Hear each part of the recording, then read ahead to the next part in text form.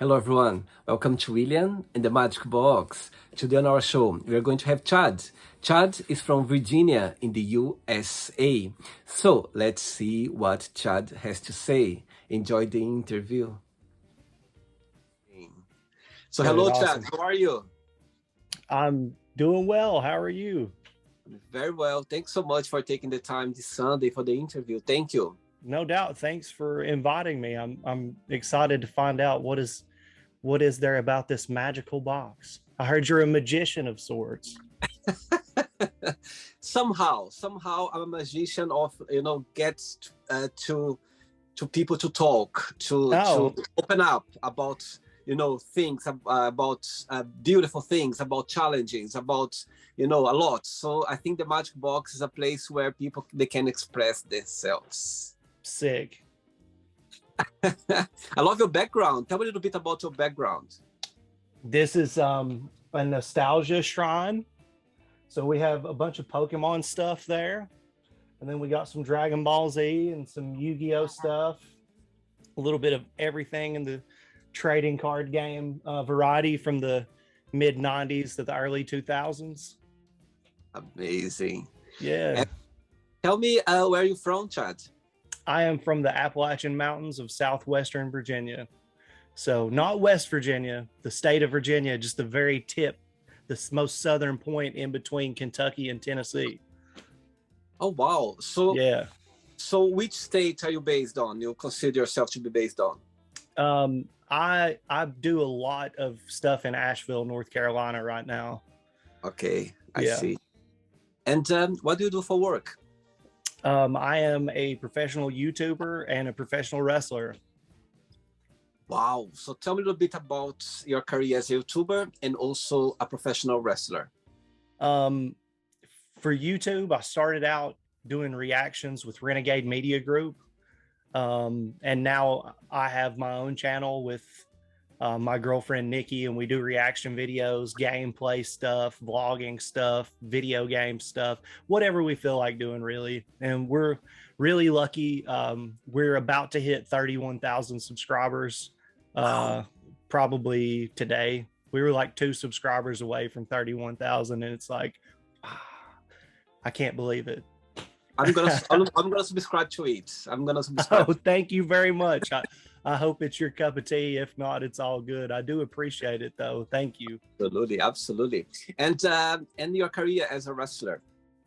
I trained with Ricky Morton of the Rock and Roll Express for 2 years. He's a WWE Hall of Famer, and probably most people have him as one of their top 5 babyface wrestlers ever. So I'm incredibly blessed to have learned from just one of the greatest ever.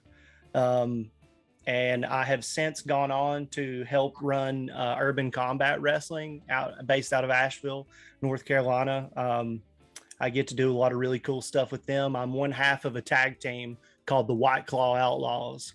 I don't know if you got White Claw over there in the UK, but it's a good beverage. It's a great beverage. But we're a heel tag team, so I don't know, are we allowed to cuss on this podcast? You want me to keep it PG?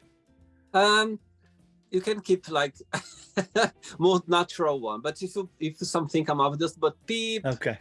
Yeah. We talk the shit and we walk the shit. Okay, that's the kind of thing we do. There's not a single mother that we don't take care of when we come to town. And heartbreaks all around. That's pretty much the wrestling thing. Undefeated. We've never lost a single match in all of our years of wrestling. So yeah, that's pretty much sums that up. Amazing. All right. So through the journey, I'm going to explore a little bit more about your career as a wrestler and also YouTube channel. Okay.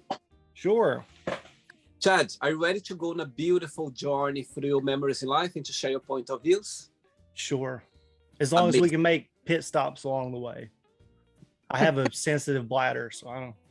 Anytime. Okay. Welcome to William and the Magic Box. So this is my best friend.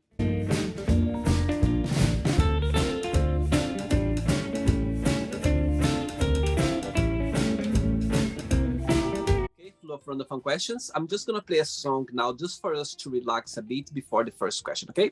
Cool. Do your thing. Let's do it.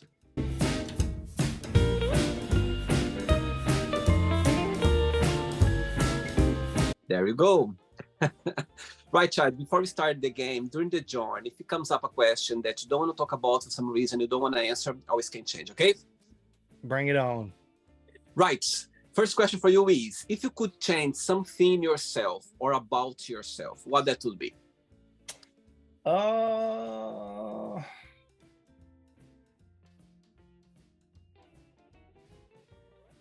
That's a tough one, because that's like Pandora's box, you know.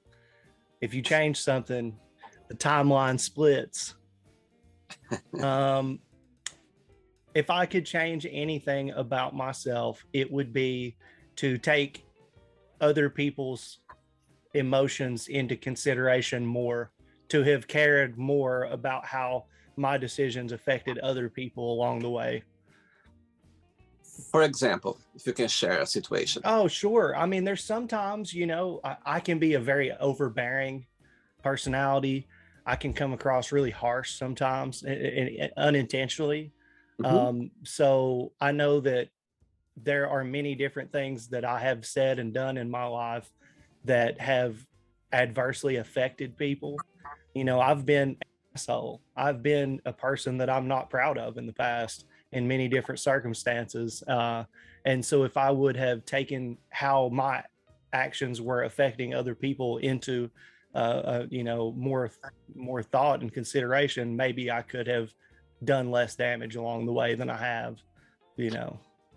Think that what's the best part of be yourself? What's something that, you know, stands out that you like when you analyze yourself? What's something that comes out in a positive way? I've been able to bounce back, you know. I'll be like a super ball, hit rock bottom and bounce right back up, you know. And that's something that I'm proud of. All right. Next question. Let's do it.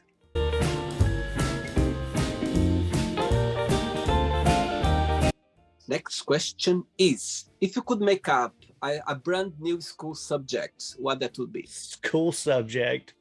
Let's see. It would be called Learning to People. And it would just be like how to live your daily life, like balancing your bank account, knowing what kind of stuff you need for your vehicle to drive on the road, to how to apply for jobs correctly, just stuff that show you, you know, how to live like an adult, how to get by in life. Because I think there's so much that people are bombarded with when they get out of school that was just never in the playbook. You know, there's and those simple things can really derail your life if you're not on top of it.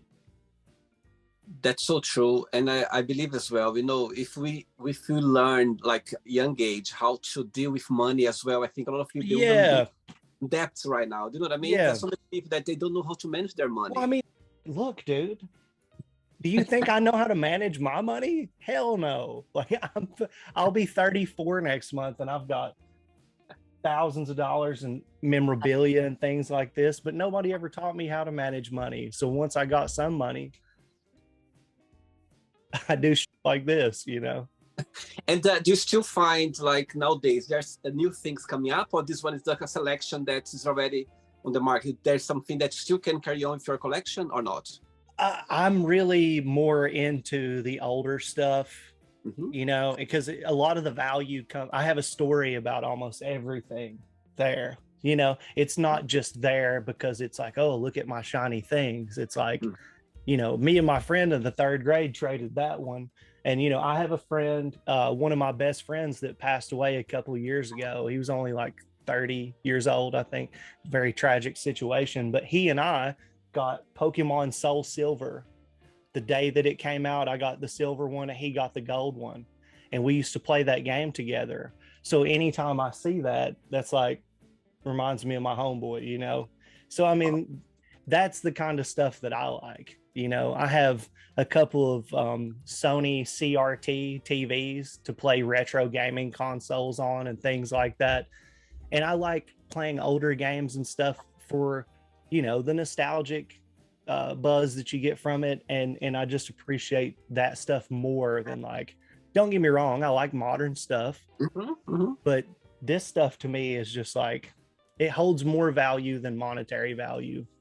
Absolutely. Right. Yeah. Next question. Let's do it.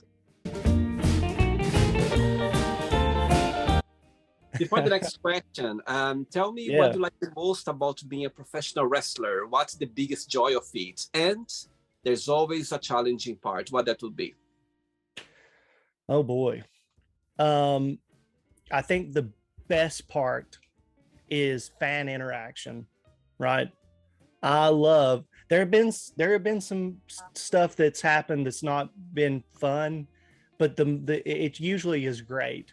You know, being a heel, being able to go out there and work the crowd and pretty much have them want to murder me is just so fun. You know what I'm saying? It's just like, you know, stand-up comedy when somebody's roasting the crowd member, you know, they're doing a little back and forth. It's the same with professional wrestling. You don't know how many times people's grandmas have been, you know, trying to kill me, or, you know, this little girl with her boyfriend who never is meek, mild, and never says anything, sitting over there 110 pounds soaking wet, and she's standing on her chair throwing, you know, at us. It's that kind of thing that just is so fun. A drawing heat, they call it, is my favorite thing. And when wrestler came into your life, when you started your career? When did I start training? I got out of the United States Navy in 2014, and I started training with a gym just to get my feet wet for a couple of years. I didn't take it very seriously. And then around 2018, I started taking it very seriously. I was driving 3 hours to get to training 3 times a week. My car exploded on the way there one time. The engine exploded. You know, I had to really push to get 2 years worth of solid training in. And when I finally did, you know, I felt like I had been served well. I got to train with Ricky a lot. When his son Kerry was starting to get into wrestling, you know, he's now got a title in the NWA. He's touring with Ricky. I mean, I got a chance to be there with him pretty young, and while his father was there mentoring him and a couple of other people really hard who were going to bigger promotions. And so by proxy, they needed somebody to wrestle with to train. So I was there. And so I got a lot of training in that time. Wow. Yeah. Right. Next question is, which movie had a big influence on you? Holy shit. Borat. Borat had a huge influence on me. Sacha Baron Cohen is a genius. And it sparked my real love for satire and just messing with people, right? And it through him, I learned to love that style more. I was a big fan of Tom Green before that, and Jackass, of course. But like Sacha Baron Cohen with Borat was just like such an expose of ignorance and you know, hateful people and racism and stuff. And he drew the truth out of people with that film in a way that was just epic. That's kind of what I try to do with wrestling. You know, when I'm cutting promos and stuff, I want people to believe my character and get mad about what my character is saying. You know, when people message me in my inbox and they're like, why are you saying this racist stuff? Why are you saying this homophobic stuff? Why are you fat shaming people? It's like, that character is a bad guy. If you don't hate him and think he's a piece of shit, then I messed up. So like, yeah. And Andy Kaufman as well. Andy Kaufman was amazing and doing the same thing in wrestling. What's the name of your character in the wrestling world? What is that? My the character in the wrestling world is the Yeah. Loaded Gun Chad Bartlett. So it's still me, but it's like the Loaded Gun persona is much like, you know, Brian Pillman in the 90s, and Stone Cold Steve Austin as he went on. Kind of that idea. All right. Next question. Let's do it.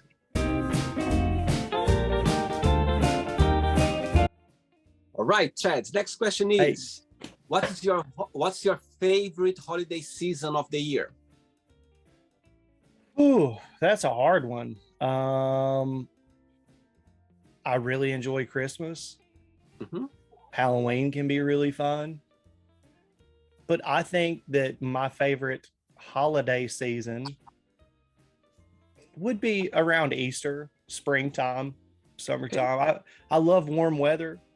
And, you know, I live in an area in the Appalachian Mountains where we experience the best and the worst of each season. You know, it can be beautiful wintertime snow and then a blizzard. And it can be 90, 100 degree summertime. And it can also be 70 degree with a breeze. You know, like we get it all.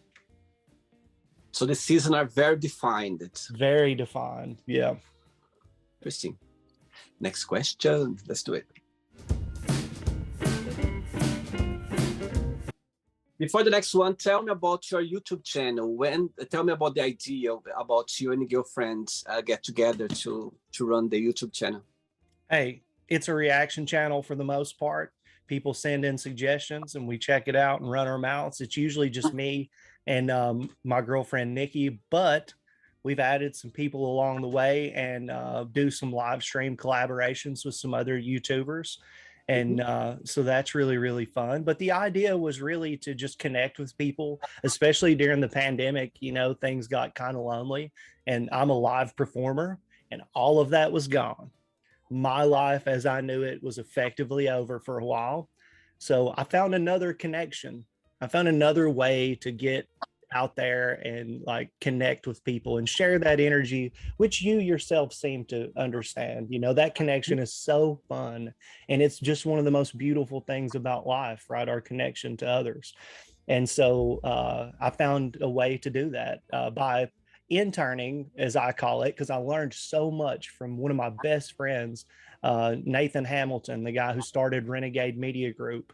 His channel has like 270 some odd thousand subscribers. Like it's near, you know, 300,000 right now.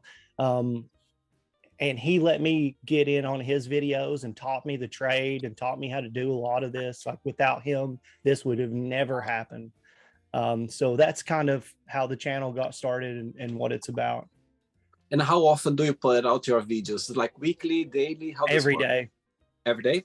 Every day. Yeah. Sometimes a couple of days. We try to do, you know, we'll miss a day here and there and whatever, but people know that if we miss a couple of days, there's something going on. Yeah. Okay. Next question is, who is a celebrity you admire and why? Oh, geez. There's I've had a lot of influences. That's a hard one. But you know, if I had to pick one singular person that I admire, it would have to be like damn. That's a hard one. Because there's just so many bad people out there. Keanu is one that comes to mind because he does a great job. He handles criticism well. He's been timeless. He's been a very low-key kind of guy, and he's given back so much. I think those are all qualities that I find, you know, admirable and things I aspire to do myself. Amazing. Yeah. Ready for another one? Sure. Let's do it, Chad. Next question. Next question is, what is a negative thing that happened to you that came out as a positive thing in the end?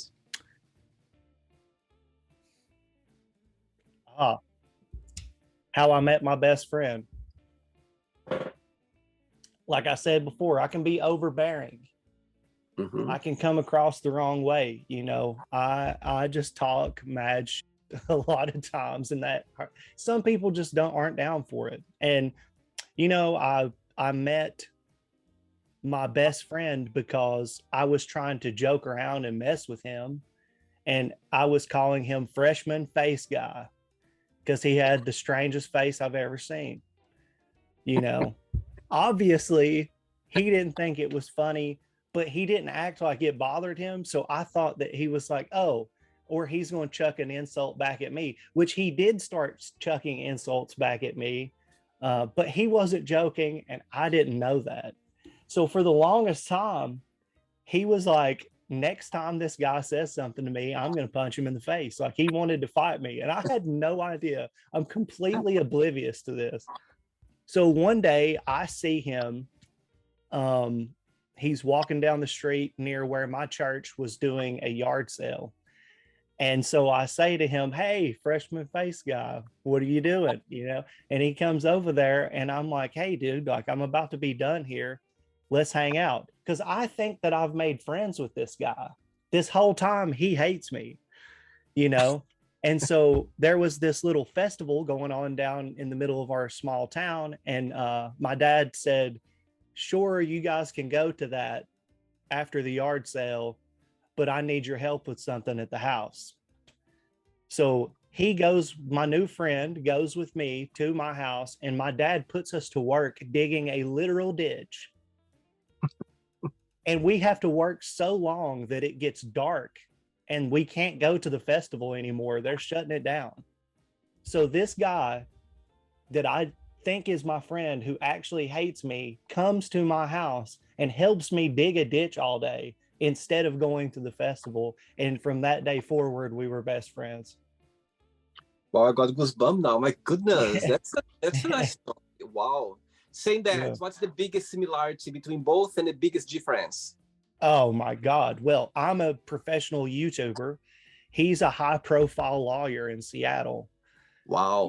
So he came from it's a rags to riches situation. He came from very humble beginnings, humble beginnings in the Appalachian Mountains of Virginia, and ended up going to Purdue to get a master's degree, and went to an environmental law school in Portland, Oregon, and then now he's working at a firm in Seattle, a law firm in Seattle. I mean, his grandfather was a coal miner and a army veteran, and his dad worked on the railroad his entire life, and now he's this high profile lawyer. I'm really proud of him.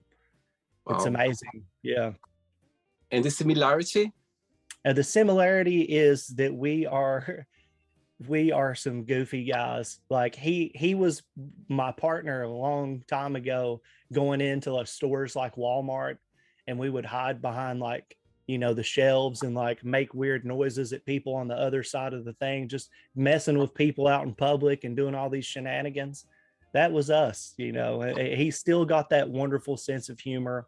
He's always trying to have a good time. Whenever we're together, it's like a constant party the whole time. Amazing. Yeah. Great. I have 3 questions left for you. Let's do it.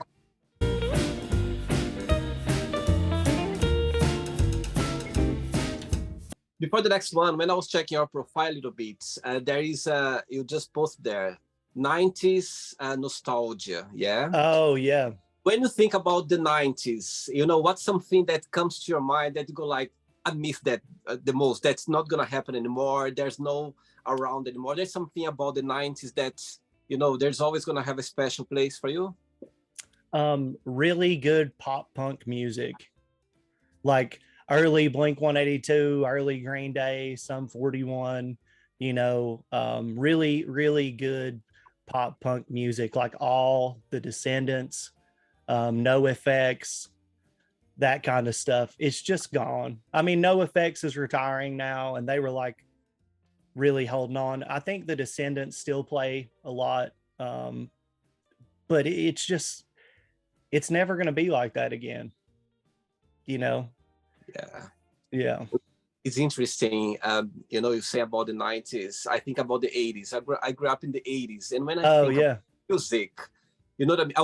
I wish sometimes, I was my age right now. And if I could spend the weekend during that time just to, feel, you know what I mean? To feel that vibe with the mentality right now, just to see how, you know, single, just for the weekend, just to feel that vibe, that music, that's never going to happen again. You know what I mean? Imagine going to see Prince in the 80s.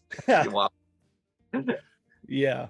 That's what's one of my biggest wish. Anyway, next question is, what keeps you up at night? Oh God.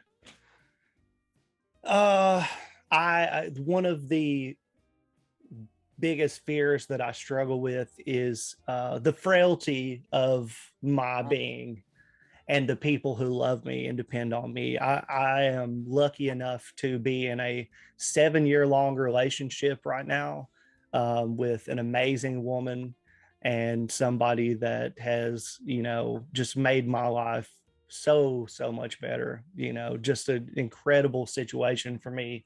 And just knowing like how I feel about myself, who I am, and what it is that I do, and things like that, and knowing that this person has like entrusted me to be a huge part of their life, and how my existence affects her is like my biggest fear, because I love her so much and I don't want anything to ever happen to me to hurt her, not out of care for myself at all, or you know, to let her down in some way, or I want to make her life as best as I possibly can and be here as long as I can and just maintain that. But it's always a thing. I've learned in my life that like if you love something, it is going to hurt you worse than anything has ever hurt you, no matter what. If everything goes perfect, there is going to be an exchange for that,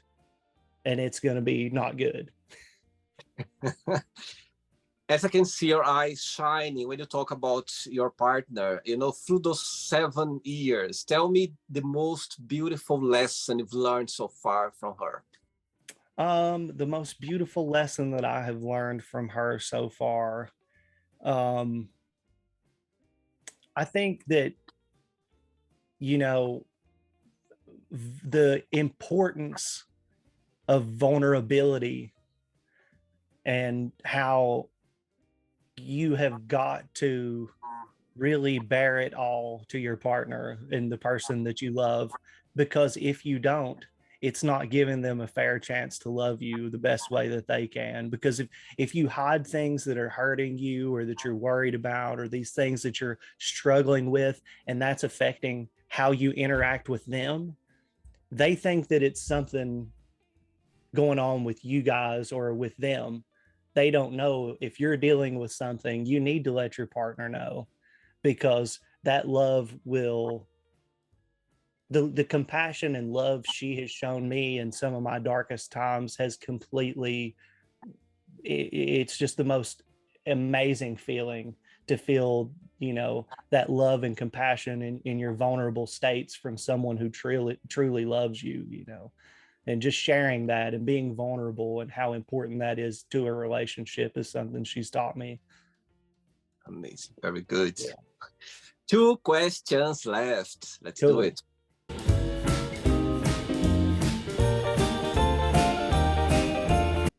Before the next one, in your shelf behind you, tell me if you could, I know it's going to be tough, but if you could pick just one, like that, let's say you're going to go to another planet, you're going to go to somewhere, and you can bring with you just one item back in your shelf. Tell me which one that would be.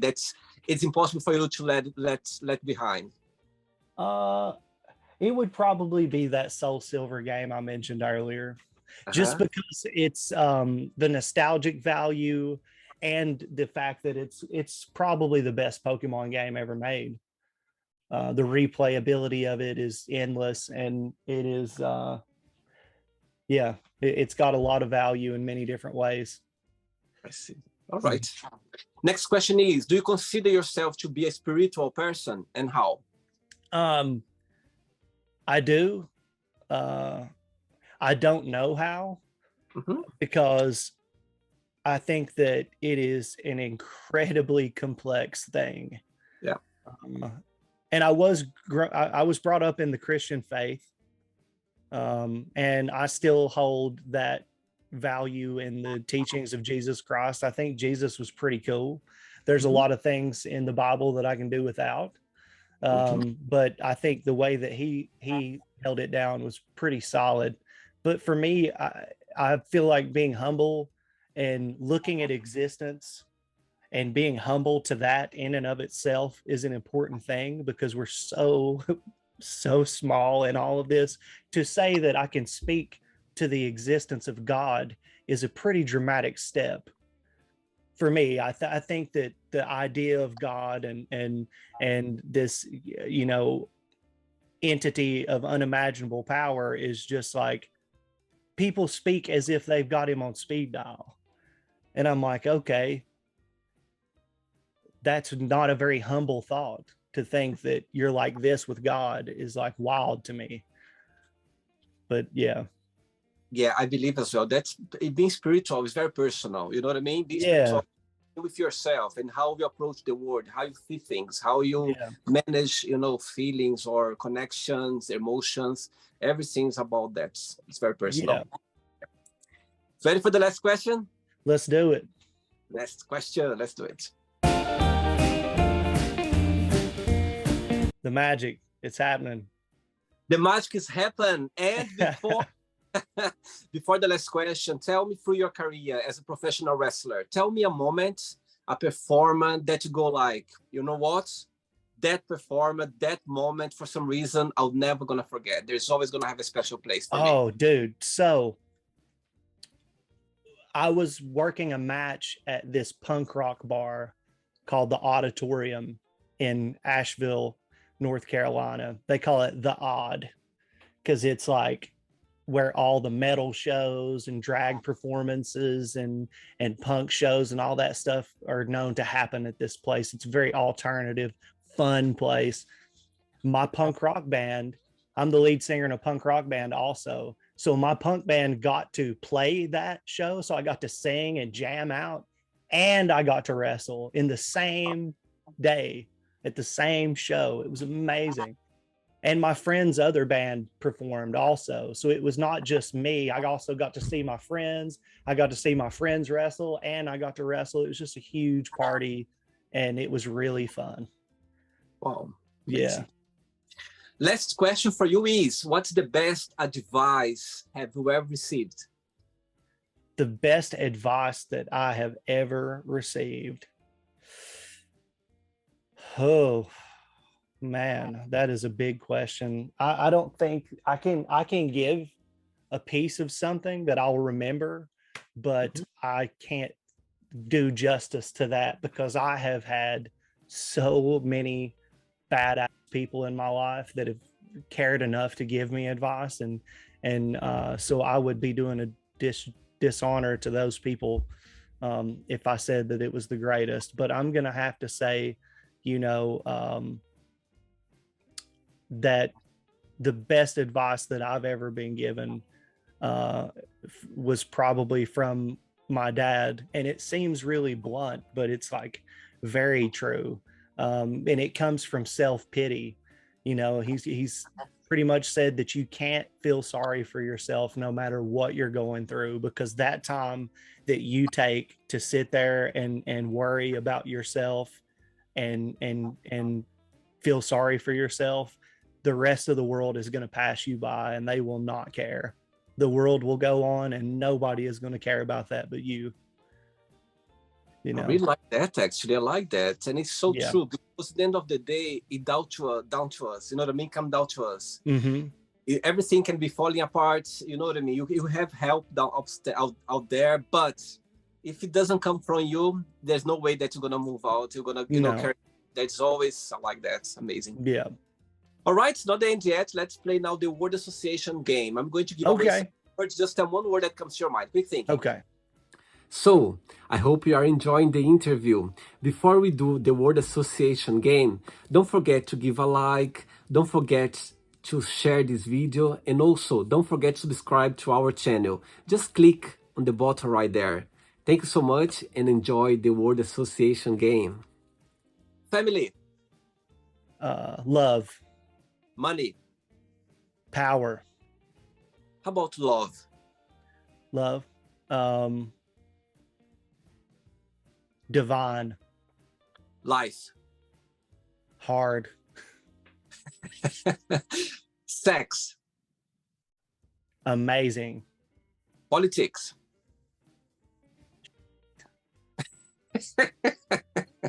Religion.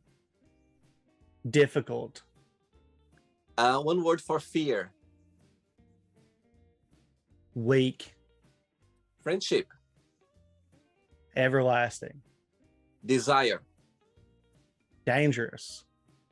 Can be. Regret. Useless. Success. Obtainable.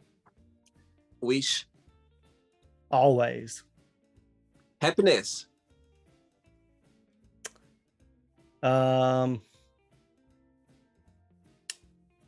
Let's see. What would be a good one for this one? Happiness. Fleeting. One word for USA. Hype. Hype. Hype. Hype, okay. One word for digital creator. Fun. One word for the 90s. Nostalgic. Of course. One word for wrestling. Art. Like that. And the last one now, if you could define your YouTube channel in one word, what that would be? Community. Great. Let's pretend I'm going to meet your girlfriend, your partner for a coffee, and I'm going to ask her, tell me the most beautiful thing about Chad and tell me something that he still needs to work on, to improve on. What she would say? I think that she would probably say that she really likes how compassionate I am. And I think that she would probably say that I really need to work on my organizational skills. Ooh. Yes. And she would be correct. During 7 years, I'm sure she knows what she's talking about. She's always right. That's the thing. I like that. Yeah. If I would ask the same question to your good friend back in Seattle, he would say the same answer? He would probably say that I'm really funny, but I just need to get my priorities in check. Interesting. Yeah. He's a lawyer. He knows what he's talking about. Yeah, he does know what he's talking about. And he's a very blunt, he can be a very blunt guy sometimes. Let's play now, Chad, and the magic box, and you can ask me a question. All right, you can ask me a question now. Okay. What is it about people in the UK loving soccer so much and calling it football?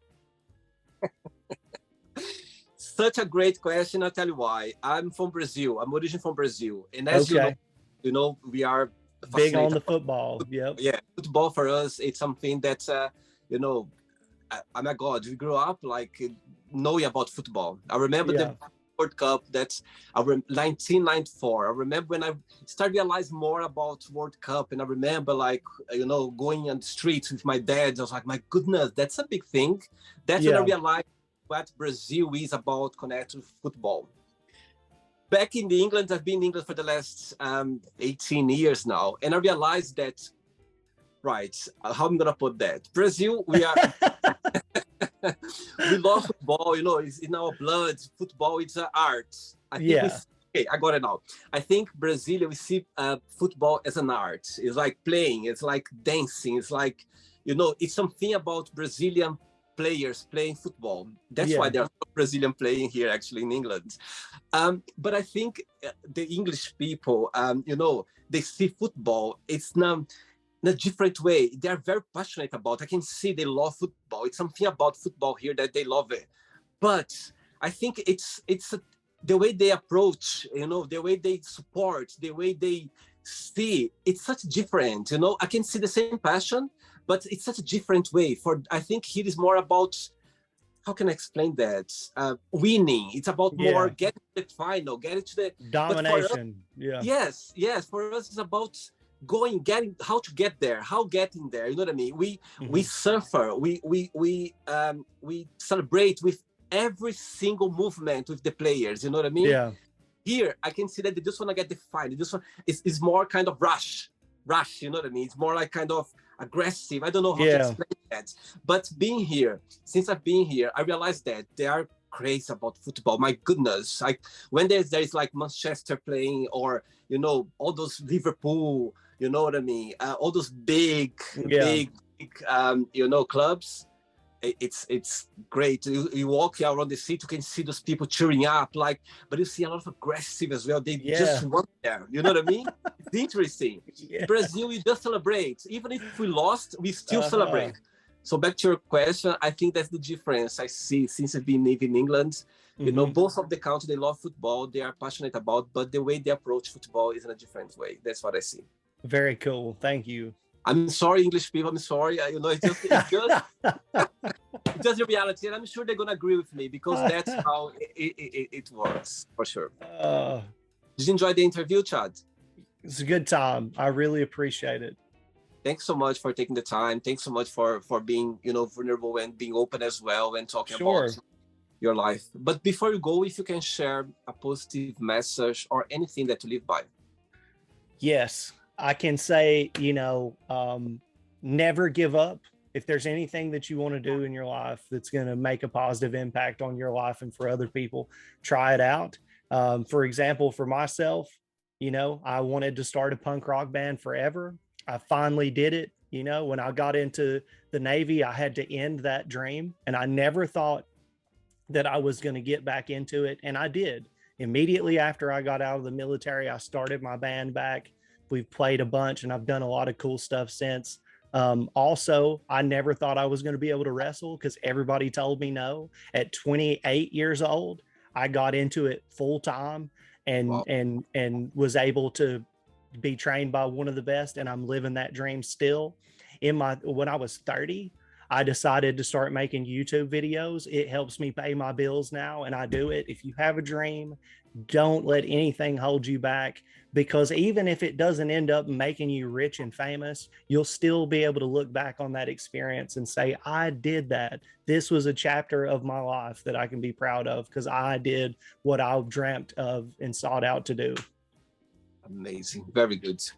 Thanks so much for the interview, and keep in touch, okay? It was a pleasure. Regards to your family and to your girlfriend, okay? Take care. You too. Thank you. Bye-bye. Take care. Bye. Bye. So, did you like the show? Don't forget to give a like, share it, and also don't forget to subscribe to the channel. And if you'd like to be part of the show as well, first, subscribe to our channel, and after that, just go to our website, www.williamandthemagicbox.com, and send us a request saying why you'd like to be part of the show. And I see you there. Bye-bye. See you next time.